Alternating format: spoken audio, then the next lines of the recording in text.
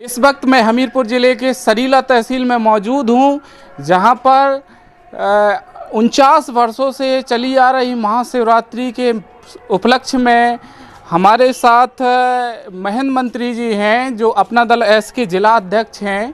वो बताएंगे कि किस प्रकार से यहाँ पर जुलूस निकाला जाता है और क्या क्या प्रशासन को लेकर व्यवस्थाएं रहती हैं, सांस्कृतिक समिति का जो दायित्व रहता है किस प्रकार से रहता है। हमारे साथ मंत्री जी। द वर्स द्वारा संचालित न्यूज 9 टाइम्स की ग्राउंड रिपोर्ट है, जो उत्तर प्रदेश के हमीरपुर से जिला संवाददाता रमेश महोत्सव के पावन पर्व पर ब्रजवासी प्रेरणा किशोरी ने सरीला पहुंचकर भगवान भोलेनाथ की दर्शन की। प्रेरणा किशोरी भारतवर्ष के साथ साथ विदेशों में भी भागवत कथा के माध्यम से सनातन धर्म का प्रचार प्रसार कर रही हैं। उन्होंने बताया कि 10 वर्ष पहले हम यहां सरीला महोत्सव में श्रीमद् भागवत कथा करने आए थे। यहाँ के शिव मंदिर में बहुत सी सिद्ध मूर्तियां विराजमान हैं।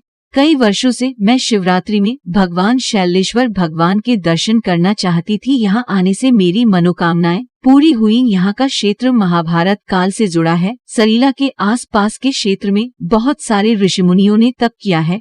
ये पूरा क्षेत्र संतों की तपोभूमि रहा है। इसे पर्यटन के रूप में भी विकसित किया जा सकता है। नगर सांस्कृतिक समिति के सचिव एवं अपना दल एस के जिलाध्यक्ष महेंद्र मंत्री के साथ भगवान भोलेनाथ का जलाभिषेक किया गया। साथ ही महेंद्र राजपूत के दरवाजे पर हिमाचल के रूप में भगवान शिव जी का टीका भी किया गया। प्रेरणा किशोरी के साथ सैकड़ों भक्तों ने शिव जी का टीका कर महोत्सव में भाग लिया। न्यूज 9 टाइम्स उत्तर प्रदेश हमीरपुर से जिला संवाददाता रमेश कुमार की ग्राउंड रिपोर्ट। यहाँ पे जो आप देख रहे हैं कि महाशिवरात्रि महोत्सव पूरा बुंदेलखंड में सरीला महोत्सव के नाम से फेमस है और यहाँ लगातार एक हफ्ते से कथा भागवत के साथ साथ भगवान की इस महाशिवरात्रि पर्व को मनाने के लिए विभिन्न प्रकार के सांस्कृतिक कार्यक्रम चलते हैं। और इसी चूँकि हमारा जो शिव जी का मंदिर है बहुत ही प्राचीन है, 8 वर्ष पुराना हमारा मंदिर है और यहाँ बताते हैं कि महाभारत काल में भी इसका उल्लेख मिलता है। राजा शल्य के ज़माने पर इनका जीर्णोद्धार हुआ था, तो ये निश्चित ही ये लगाया जाता है। उसका शिलालेख देखने से और जो मंदिर की बनावट देखते हैं तो उससे लगता है कि चंदेल कालीन और गुप्त काल के मध्य का मंदिर का निर्माण है, जो उसकी बनावट से लगता है। तो यहाँ पे भगवान भोलेनाथ की जो प्रतिमा है वो स्वयंभू है, ज़मीन से प्राकट हुए हैं और यहाँ बड़ी लोगों की श्रद्धा है। आसपास से महाशिवरात्रि पर लगभग लाखों लोग आते हैं और सावन के महीने में 1 महीने तक कांवड़ यात्रा यहाँ आती है और दूर दूर से लोग अपना शिव जी के जल चढ़ा के अपनी मनोकामनाओं को पूर्ण करते हैं। इसी उपलक्ष्य में चूँकि 50वां कार्यक्रम होने जा रहा है और पूरे बुंदेलखंड से एक भीड़ आती है, लाखों का क्राउड आता है, तो उसके लिए प्रशासन ने भी चाक चौबंद व्यवस्था की है। लगभग 100 पुलिसकर्मी एक्स्ट्रा तैनात किए गए हैं और जुलूस सकुशल निकले इसके लिए मजिस्ट्रेट भी तैनात किए गए हैं।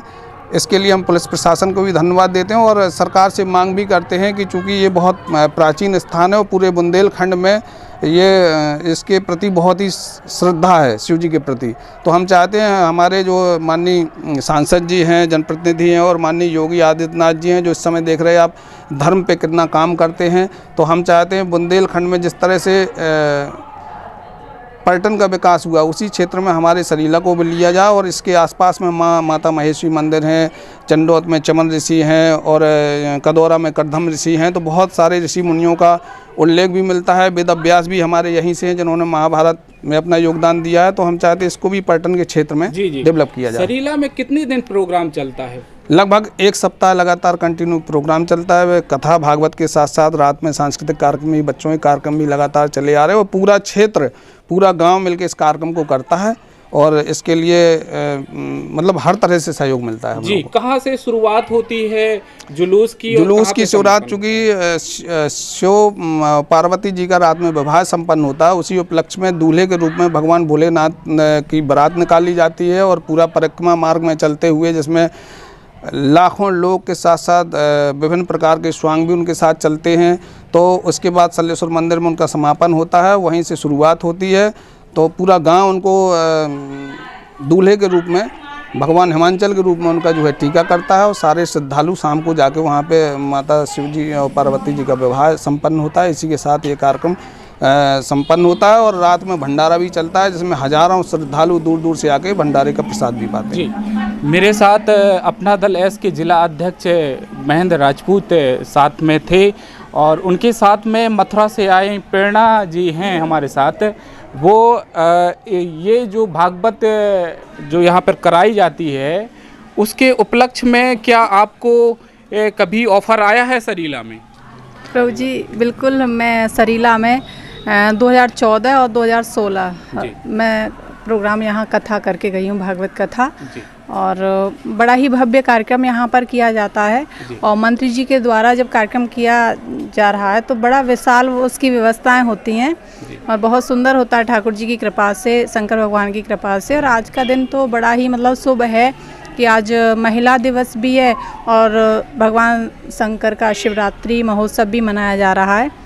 तो हम गौरव का विषय हम लोगों के लिए जब एक धर्म को और हमारा सनातन धर्म और महिला दिवस दोनों एक साथ मना रहे हैं तो लोगों का एक अलग सा मतलब जोश है लोगों में और महिलाओं में भी है। तो मैं महिला हूँ तो महिलाओं की तरफ से मैं ये बोलती हूँ कि महिलाओं को हमेशा ऐसे ही उत्साहित रहना चाहिए और अपने कार्य को मतलब कुशलतापूर्वक करके दिखाना चाहिए। क्योंकि माफ़ करिए, ये जो सरीला में जुलूस निकाला जा रहा है ये 50वें वर्ष का जुलूस है।